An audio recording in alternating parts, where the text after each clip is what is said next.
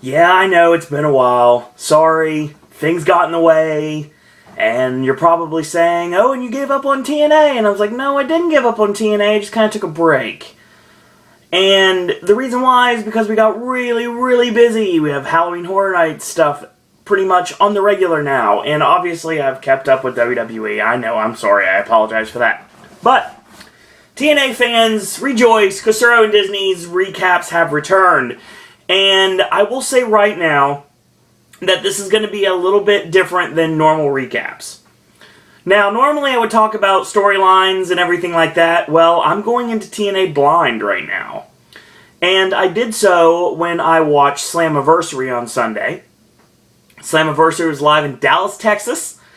And I tried to do TNA pay-per-views, and I missed Sacrifice. I actually missed Sacrifice because I ran out of time, honestly. That wasn't because I was trying to forget about TNA. I was just trying to kind of get everything changed around. And with this is also stating that as of this very moment, Impact will be returning to Pop as of next Wednesday.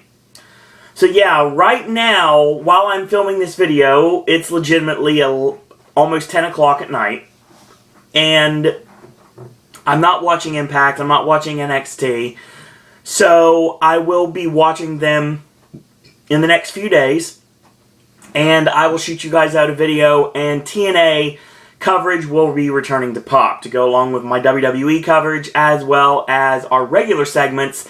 AJ's movie reviews on Friday, Ashley's Corner on Saturday, and Sunday, of course, Versus. So, yes, and don't forget Halloween Horror Nights sprinkled throughout the week.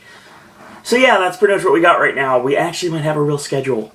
I've been trying to work this out and trying to get everybody's schedule to align, but it's just not working. So, I am taking it on myself to do just that and bring you wrestling content of Impact Wrestling back to Pop. So, we're going to talk about Slammiversary, and I'm going to say right now, I'll be completely honest with you guys, I have not watched Impact in quite a while, and I'm sorry about that.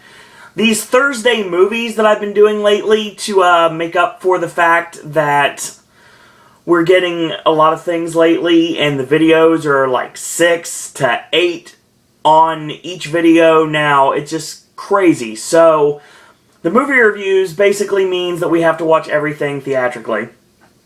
And like the VOD stuff.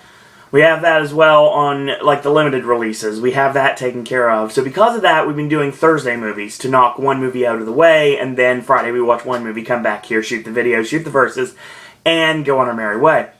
So that's the reason somewhat why this is the way it is. And I've been very busy. But don't worry, like I said, Impact will be returning on Wednesday. So yes, we're going to be bringing Impact on Wednesday. And I think that NXT and SmackDown is going to now be officially Monday, and Tuesday will be Raw. So Wednesday is Impact, and Thursday, well, Thursday is up in the air right now, so I have to figure out what Thursday is going to be. I don't have an actual thing for Thursday yet. It would be fine if I could do wrestling on Thursday, but it's kind of hard because I don't know if I'm going to have a movie. I know next week I don't have a movie because we're not watching Transformers. And I know we have a movie the first week of July, unfortunately. But I know next week we do not have a movie on Thursday night. We're actually going to Buffalo Wild Wings. So yeah, we're going to B-Dubs. I'll play trivia after I get off work at 5. Everything will be great. So, you guys are probably here to hear me talk about TNA. And, oh, TNA, I missed you so much. I really did. And I'm not being sarcastic. Starting off the show, we had a nice ladder war, 6-way for the TNA X Division Championship. The current champion, Seiya Sanada, defending against the Wolves of Davey Richards and Eddie Edwards. Tigre Uno, who I saw work in December last year during Reunion, and Manic, as well as somebody that I really like from Canadian Independence, and that is Crazy Steve.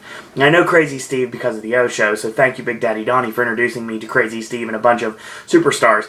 Don't forget, there has been a lot of superstars through Canada that have come through TNA. Like when Cody Deaner used to work for TNA, I remember that. And there's a lot of names I know now because of the O-Show. So again, thank you to Big Daddy Donnie for creating the O-Show. So, six-way ladder war will go midway through this match, and Sonata with a moonsault on Crazy Steve as he lays precariously across the ladder. Sonata climbs up, Uno climbs up to face him, and a leaping enziguri kick to Sonata, and he hits Sonata with the ladder. The ladder is set up in a bridge setup, and he takes Sonata up the ladder, literally drags him up the ladder, and basically rams him until he knocks him off. So he comes in, and this is really nice. There is a nice double team from the Wolves here, and Davey comes off the top, and there is a power bomb that's set up, and it is a super bomb into a lung blower, and it looked phenomenal right there. So the Wolves climb up at the same time. They're like, forget it, it's for the X Division Championship. So they start fighting each other. Fans go crazy. We got about 3,500 people packed into the arena. It's really awesome to see TNA get a great crowd for Slammiversary.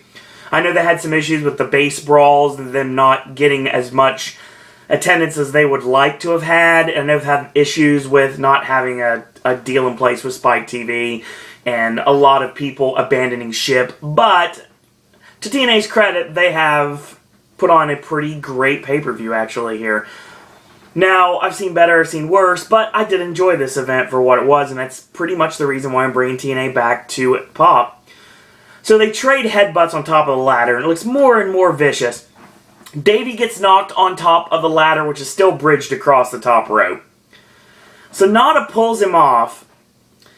There's a suplex, and both men go over the top rope, suplexing each other to the floor. So Manic springboards to the ladder. So Manic is climbing the ladder, and he does the sunset bomb on the ladder bridge. It was insane. So Sonata climbs up, and Eddie Edwards grabs his foot, and he kind of shakes it off. He grabs the X Division Championship, and he retains. A wild spot fest to start off the show. Really enjoyed this. It actually made me remember how much I enjoy the breakneck pace of Impact Wrestling sometimes. I really enjoyed this, and I was actually thinking that, I know I really haven't watched much, but the Menagerie, I know that there was a reason they would have Crazy Steve in this match. I thought Crazy Steve would actually be the one that would go over, but then I thought about it, and apparently for the Manhattan Center tapings in New York, TNA is bringing Muta in, so Muta's going to be on Sonata's side, obviously. I would say a six-man, a tag team, or just in his corner. I say both of those possibilities could happen. And I also will say, beyond a shadow of a doubt, that I have a feeling Sonata will drop the X Division Championship somewhere in those tapings. That's what I'm thinking right now, at least. To somebody potentially in this match. But we're getting ahead of ourselves, aren't we? So, of course, your Director of Wrestling Operations, MVP, comes out, and of course he's on crutches. He had an injury that he had in an independent match he had over last weekend. And he's out with his cronies, Bobby Lashley and Kenny King. He's got a torn meniscus. He says, "You're disappointed I won't become the new champion tonight." Because obviously he had a shot against the current TNA World Heavyweight Champion, Eric Young. And obviously he had to back out of this match due to his injury. He says, "Dixie went to the board of directors just to try to censor me. I have to provide a fair match.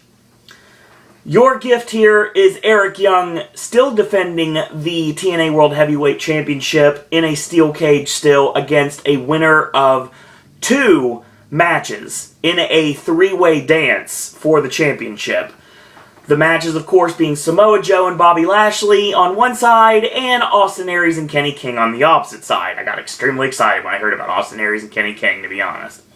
"I won't be involved in neither match." Kenny gets on the mic and says, "We're winners and champions, and tonight Eric Young ain't no way you walking out as champion. Chef Kenny's gonna be serving up ass whippings tonight." Interesting. And that ain't no vegan recipe to Austin Aries, obviously talking about his vegan, his veganness, I guess that'd be a word. "Joe, what happens when the predator becomes the prey? Let the carnage begin." Decent promo for MVP here, and I like Kenny King a lot. And Lashley didn't really have to talk because he doesn't need to talk. He's the silent monster. He needs to be the silent monster. He's come a long way from being the reason that Vince McMahon got his head shaved at WrestleMania. Completely different now. And I like Lashley in TNA. I've always liked Lashley in TNA. Granted, he's kind of playing out like what they did with the alpha male Monty Brown back in the day, or Marcus Corvon if you want to go WWE on it. But yeah, it's interesting to see that basically Lashley is the silent killer. Kenny King is basically the loudmouth that can back it up. And if he gets a little bit too in hot water, then yeah, Bobby Lashley can squash like grapes. So yeah, that was your opening promo for this right here. Speaking of that match, we got our next match. It is the Samoan submission machine, Samoa Joe, against Bobby Lashley. This match was okay for what it was. I've seen better between these two, and I've seen worse. Joe hits the elbow suicida, and Lashley, of course, goes down on it, and gets back in the ring, chop, a headbutt, and a back kick, an axe handle, and he sends Joe into the ring steps. Excuse me. They're brawling on the floor here. Face first into the steps, and he rams Joe's back hard into the ring apron, rolls him in, makes a cover 1-2, and Joe kicks out. So we have a cross-style choke thrust, basically a cross chop to the throat. He charges him with the knee, and he goes for the ST Joe, and he gets blocked into a spinning neckbreaker from Lashley, 1-2, and Joe kicks out. So he mounts him with the punches, and he chokes him on the middle rope with his knee, and the Vader-style cross faces, which you're seeing a whole lot more in televised wrestling lately. I've noticed that. Drops an elbow on Joe, only gets a 2 off of that, and a chop and a snap jab. Joe's momentum is stopped dead in its tracks by an eye rake. Snap suplex gets a 2, and the knee in the back 2 times, and he locks in a nerve hold. Joe elbows his way out, knee in, and a forearm just straight drops Joe like a bad habit. 4 shots to the chest, back to the nerve hold, and Joe elbows his way out, comes off the ropes, a leaping itsugiri kick, and Joe puts on the offense, the snap jabs, the inverted atomic drop, the Yakuza kick, and the leaping back senton all get just a 2 count for Samoa Joe. Whip in reverse, he charges into the corner, does Lashley, he eats the ST Joe in the corner, and the Coquina clutch is locked on, but Lashley backs him hard into the corner, calling for the break, and elbows out the 10 punch, in reverse into the chop. He goes for the muscle buster as he puts him on the top rope. Lashley punches his way out, whip in, puts on the brakes, and that's so Joe doesn't crash into the referee, and he eats the spear, 1, 2, 3, and Bobby Lashley is going on to your main event. I thought this would happen. I thought Lashley would go over. I actually thought this would be one of those things that they'd stack the deck against Eric Young and they'd have both Lashley and Kenny King go over, but I was proven incorrect on one of those. This is the one I really wish I was proven incorrect on, honestly, because I really wanted Joe in this match, in the main event. I think Joe in the match would have been a lot better than Lashley in the match, but Lashley had to be the thing that everybody bumped off like a pinball. So, Carter family here to party, and Rockstar Spud looking a whole lot like a action figure of the Joker I still have from this day. And Dixie won't share any details, but Karma sure bit MVP. You don't know what's coming at you. You're warned. Okay? Sure. Our next match is Magnus, the new and improved Magnus, not regal or anything like that, not being aristocratic. No, he's just all business, and that's thanks to Bram, and that's the former Kenneth Cameron from NXT, former member of the Ascension, actually. And he's going one-on-one against Jeff Hardy's newest alias, and that is Willow. Going back to his Will-O-the-Wisp gimmick from his Omega days, and of course he's got Abyss in his corner, he's got a black and white umbrella, and he's twirling it around like he's Danny DeVito's Penguin. So we go midway through this match, and a chinlock. Magnus tries to choke out Jeff Hardy, or should I call him Willow in this match. His arm drops twice, and then he goes ready to drop again, and he holds it up, so he elbows his way out, comes off the ropes, ducks 2 clotheslines, leaping clothesline, inverted atomic drop, and drops the heels into the midsection, into the front dropkick, 1-2, and Magnus kicks out. A boot is caught in a spinning back kick from Willow, a cartwheel into a right hand, swinging drop kick into Magnus, up in the corner in a seated position. So he goes for the twist of fate. He gets tossed off, charges in, gets the boot up, and a splash off the middle rope, 1-2, and Magnus kicks out. So he goes up top, misses the swanton, Bram gets in, Abyss comes in and punching him around, and basically Magnus holds Abyss for shots from Bram, and Willow comes up top, and he does an ST plunge, which basically, if you don't know what I'm talking about, something Mick Foley used to do back in the Sportatorium back in the day, so it makes perfect sense this is being utilized on this show. Basically, what you do is you go to the top rope, and you just free fall.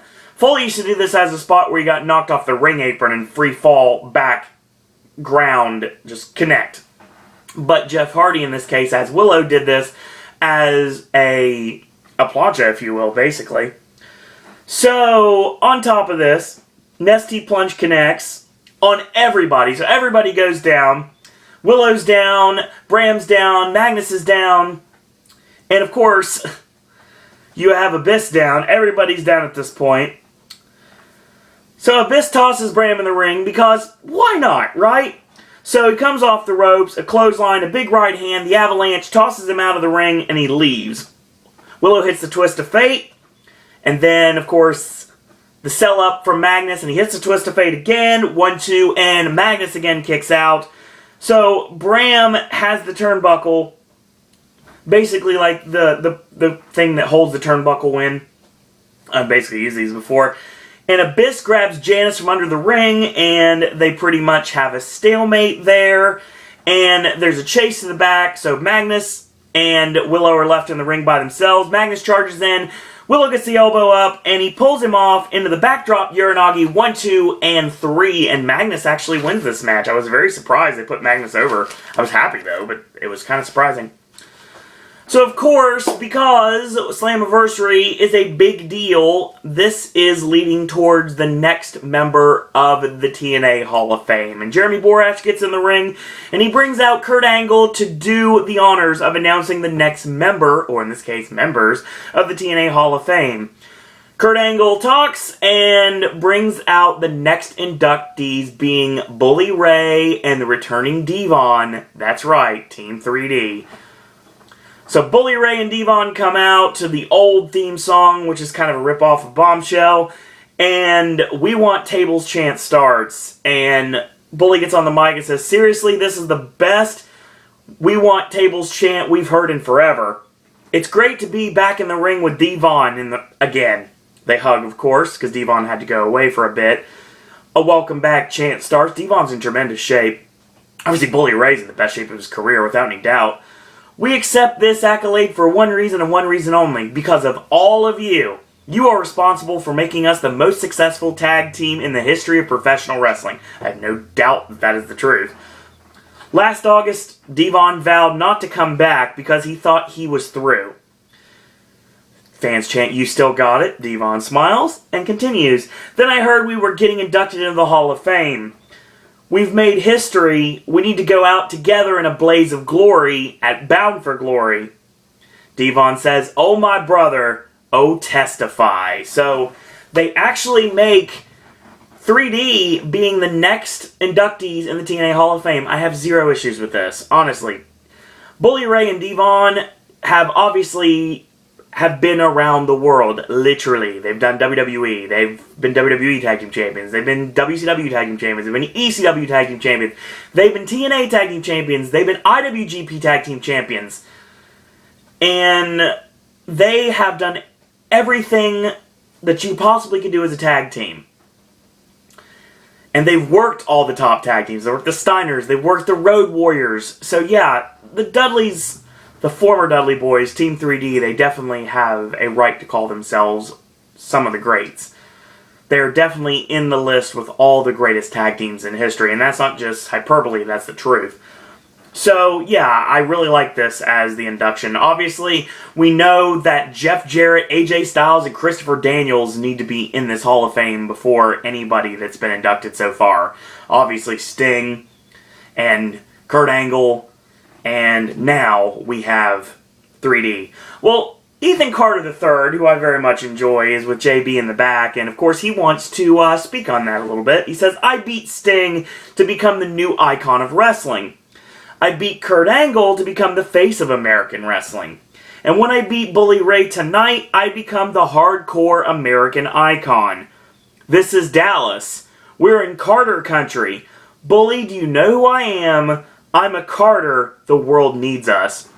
I love EC3. I've always loved EC3, and I really hope that they put the title on him eventually. I think that it's a certainty Ethan Carter III will be a TNA World Heavyweight Champion within a year. Maybe not that long, just depends. Maybe he takes the title off EY. That's a possibility. I think that could actually happen, but you have to build him up to be a credible challenger first.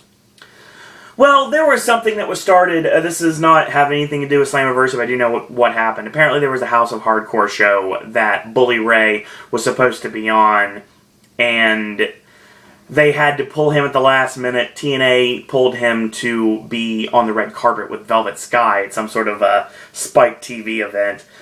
Well, basically, there was a war of words between Dixie Carter and Tommy Dreamer on Twitter, and basically, as we speak at this very moment, it may be happening right now, it may be happening later on in the show, or it may have already happened.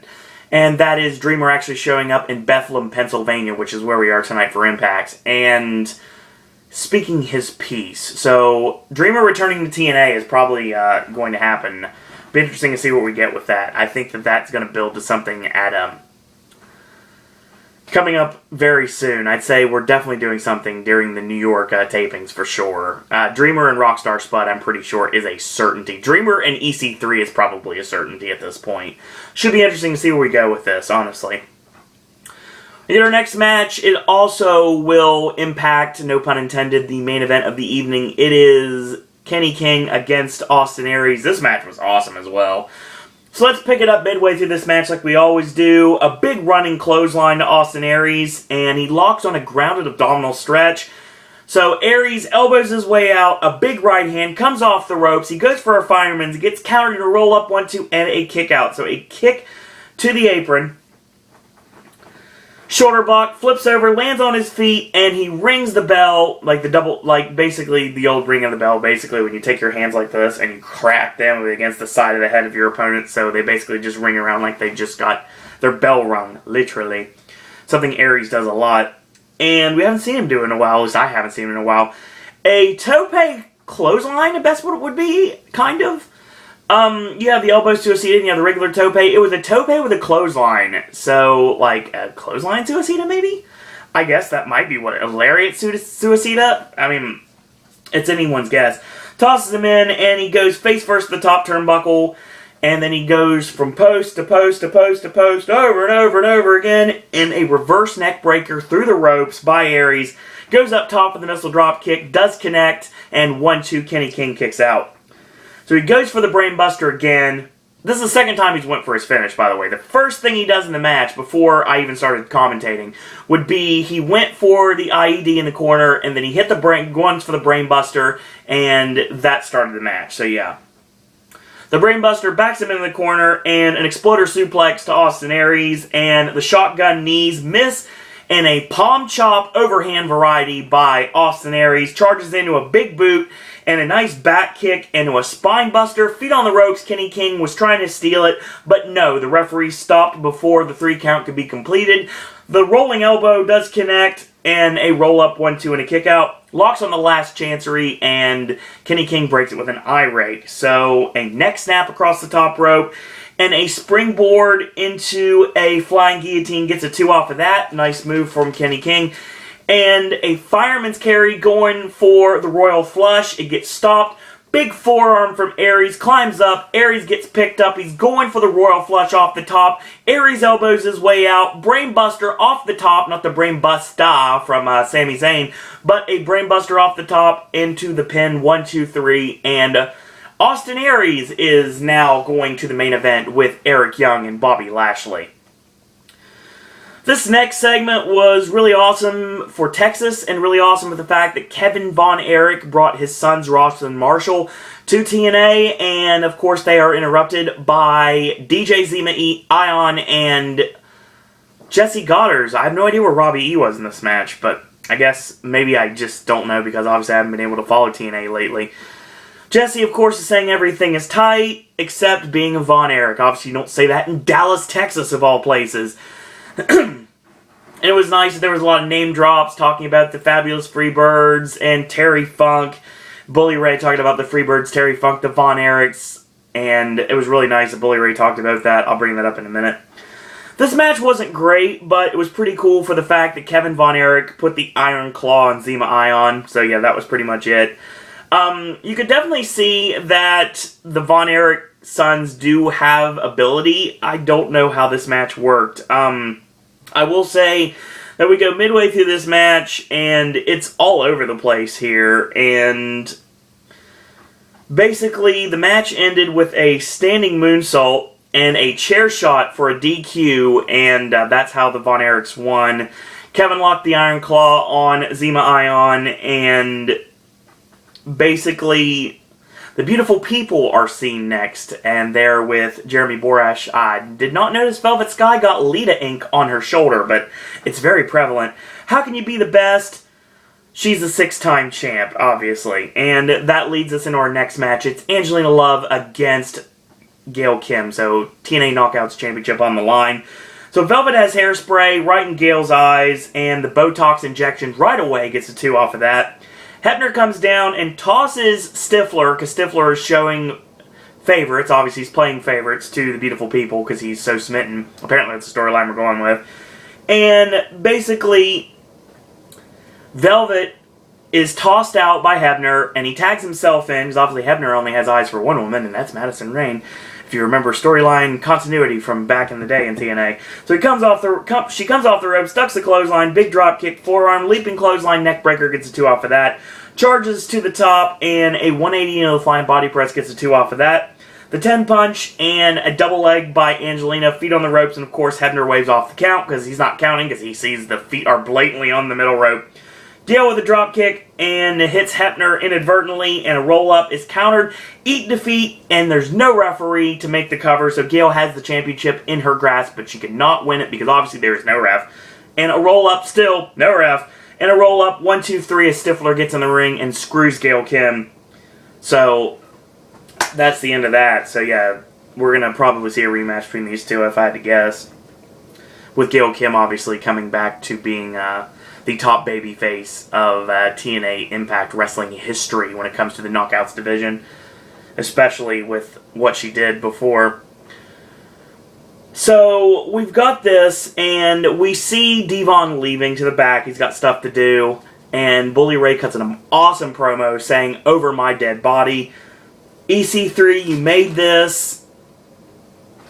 And basically, I'm going to finish this," is what it is. So, that's our next match. Texas Deathmatch rules. Modified Texas Deathmatch rules. Obviously, there is no pinfall then a 10 count. It's just a regular 10 count. So it's basically a last man standing match, but called a Texas Deathmatch because we're in Dallas. So we go midway through this match, and he goes up top, does Ethan Carter III. He gets crotched by Bully Ray. Bully climbs up, goes for a superplex. He connects, and Carter's back lands hard on the steel chair. So Bully gets a trash can that's got the Cowboys logo on it, and a box cutter to cut the ropes, obviously setting up to do some serious damage to EC3. He pulls back the cover and all the padding and everything, revealing the bare wood. He goes for the pile driver, and he connects. Rockstar Spud comes in with a Singapore cane and nails Bully in the back. He no-sells it, and of course grabs the cane, and he rams. This is going to sound really bad out of context. Hopefully you guys didn't fast forward, and I'm about to say this. Rockstar Spud gets rammed in the nuts viciously with a Singapore cane, and he rides the Singapore cane over and over again. A cane shot to Spud, and Bully is distracted momentarily for Ethan Carter III to slide in, hits the 1%er on the boards, and Bully gets up at 9. So EC3 ends up pouring the contents of the trash can onto the canvas, and the contents is broken glass. I mean, there's a lot of broken glass lately. He goes to the middle rope, he gets caught, and nailed with the Bubba Cutter on the glass, so Carter's chest is cut up with the blood, with the broken glass, and he still gets up at 7. So Bully is after him like a man possessed. He canes him in the head, and he puts him onto both tables, which are outside of the ring at this point. He goes up top. Dixie comes down and says, no. And Bully's like, I'm going to kill you, bitch. So he chases Dixie around and shove into EC3. A big right hand drops EC3, picks up Dixie, puts her on the table, climbs up. Carter with the cane shot, and Spud pulls Dixie out of the way. Bully falls through the 2 tables and does not answer the 10 count. Ethan Carter III wins this match. I like where we're going with this match, and I do like the fact they put EC3 over, and I do see the reason why Bully Ray is eventually going to Mae Young powerbomb Dixie Carter, and I know that will happen someday. But for the time being, you obviously have to build EC3, and I think that they're going to do more with this. I think this is not the last stipulation match we see between these two, and I think you see something more violent the next time. I think, actually, they start bringing in barbed wire. You know, honestly, I don't think it would ever happen, and I don't think it would ever happen on a televised wrestling promotion unless it was on pay-per-view. But, you know, they really did set up a Taipei death match between EC3 and Bully Ray. But, yeah, that's the independent ECW fan in me that's saying, that needs to happen. No, that will never, ever happen. Carter getting put through panes of glass. Yeah, that will never, ever happen. So, we get to our next match. It is the Cowboy James Storm taking on Mr. Anderson. Again, I don't know where this is headed. I still remember when Samuel Shaw was doing the storyline with Anderson, and I don't know where that went. Apparently, he got institutionalized, like it should have happened in storyline purpose. He pours beer on the Cowboy's helmet. He says he's a Titans fan. Obviously, he's from Leifers Fort, Tennessee. He says, sorry about your damn luck. He puts under all the Cowboys that are standing in the crowd, makes fun of their masculinity, and we get this match, which is basically a fight. So there's a Finley roll from Anderson, and he goes, and he hits that off the top rope, actually. Gets a 2 off of that for James Storm, and he pushes him off into a super kick, kind of a glancing last call, which sends Anderson to the floor. He flips off and blows beer mist in the face of this football guy named George Selby, whoever this is. TNA's trying to recreate Lawrence Taylor and Bam Bam Bigelow. This might be the case, but then again, it might be something just done because we're in Dallas, and they want to play up the Cowboys, which were getting booed before this happened. So he gets in with the beer bottle, and basically Selby's now at ringside at this point. Distraction, and he walks into the mic check. 1, 2, 3. Anderson wins. He celebrates with the Dallas Cowboys, thus basically making his credibility as a Packers fan null and void. And that's the end of that segment. I enjoyed the match for what it was. I want to see these two again. I actually like these two in the ring together, and it was a good match. Eric Young's in the back, and he says, basically, may the greatest man win. That's what Austin Aries says to him. And he calls Lashley Muscles. He says, I'm a world-class professional wrestler and a crazy person, and tonight I'm going to get crazy. Just crazy enough. So, interesting promo from the TNA World Heavyweight Champion. Get our main event. TNA World Heavyweight title on the line. Showtime Eric Young defending against Bobby Lashley and the greatest man who ever lived, Austin Aries. This match was good for what it was. Kind of lulled in places. Basically, I really wish this was Joe instead of Lashley, because the match would have been a whole lot better. But I understand why Lashley had to get in, because obviously you had to have one of MVP's goons get involved in the match to show that there would be no favoritism towards Eric Young, given the fact that both Aries and Lashley wanted the championship. And probably still do. So EY with a 10 punch on Lashley, and Aries powerbomb out of that, gets a 2 off, and a charging drop kick on Lashley. Goes for the brain buster, gets blocked. Lashley suplexes Aries into the steel cage and gets a 2 off of that. So a charging shoulder, and it turned around into a last-ditch desperation DDT from Eric Young on Bobby Lashley. Charges in, gets the boot up, goes to the middle rope, and Aries with a forearm and a chop. Charges in with a big crossbody, and Young rams Aries into Bobby Lashley for good measure. Stacks him up top, and we do the stacked Spicoli driver off the top on both Lashley and Aries. Only gets a 2 count on Lashley. Goes up top, Lashley climbs up to meet him, and of course, a suplex, a front suplex pushed Young on top of the cage, so he's precariously placed over the side of the cage. Aries climbs up, and he does a jumping Hurricane Rana on Lashley, sending Lashley hard to the mat below, and this allows Eric Young to climb to the top of the cage and hit the flying elbow drop onto Lashley, and Aries makes a punt and saves right at 3. So a brain buster to Young, 1-2, and the TNA champion kicks out. So Lashley spears Aries to take him out. Young makes a save before the 3, and Eric Young gets caught with a huge spine buster. Lashley spears through the cage door to the floor when he Rob Petrie's it and sidesteps him. So EY climbs up. The elbow drop to Aries, 1-2, and Aries kicks out, so we're down to a singles match, which is a whole lot better. He goes for the pile driver. He backdrops out of it, counters the leaping seated drop kick, and Aries with a big forearm on Eric Young, and they trade right hands, and they trade vicious forearms, and the rolling elbow misses, and a crossbody misses, and the rolling elbow connects. The forearm in the corner, the IED connects, goes for the brainbuster. The brainbuster is countered, springing off the cage into the pile driver on Austin Aries, 1-2-3, and Eric Young retains the TNA World Heavyweight Championship. After the match is over, both men shake hands in a sign of good sportsmanship. I enjoyed the match. I did, actually.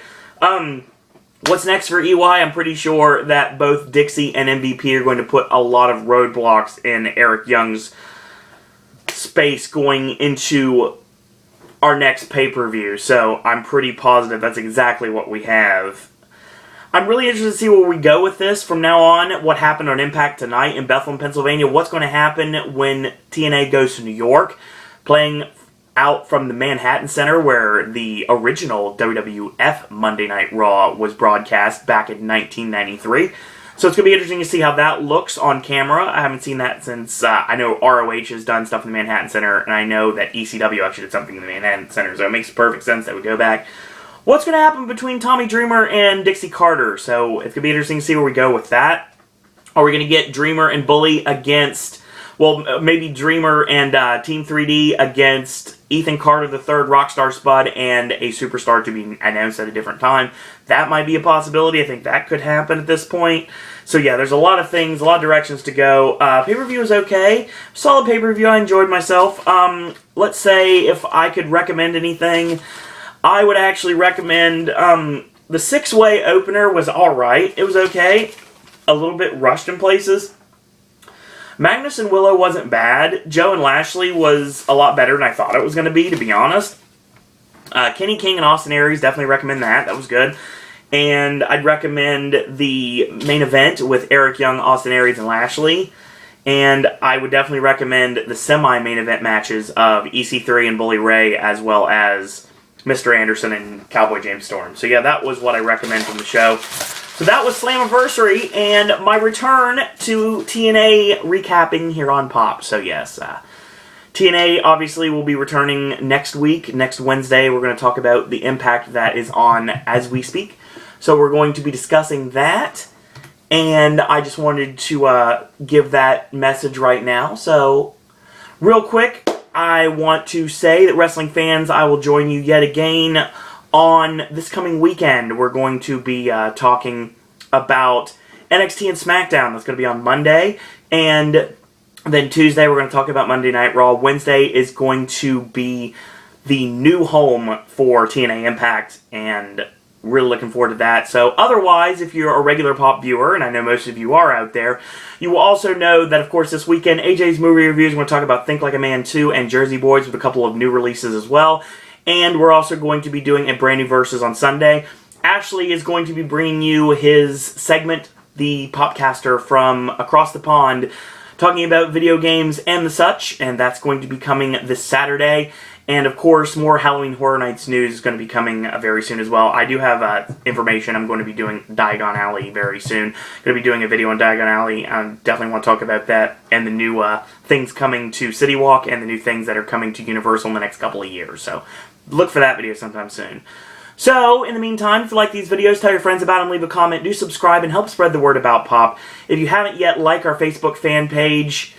On Facebook, it is Sir Owen Disney Pop, literally facebook.com/Sir Owen Disney Pop. It's under Sir Owen Disney and Pop, because that's the only way I could get it to fit, I guess. And if you'd like to send me a friend request on Facebook, sure, go right ahead. It's Owen Disney. If you'd like to follow me on Twitter, it's at Sir Owen Disney. Last but certainly not least, you want to send your thoughts, comments, queries, and opinions. You want to talk Impact with me? We can talk TNA if you'd like. We can talk WWE if you'd like. We can talk wrestling in general if you'd like. We can talk about Disney, Universal, Halloween Horror Nights, or if you want to ask me questions, things I would never answer on here in a million years for good reason. Or if you'd like to become a podcaster yourself, send your video contributions to my email, siroandisney@gmail.com. In the meantime, I do want to thank you guys and girls out there for watching, and until tomorrow, boys and girls, that's all I gotta say about that.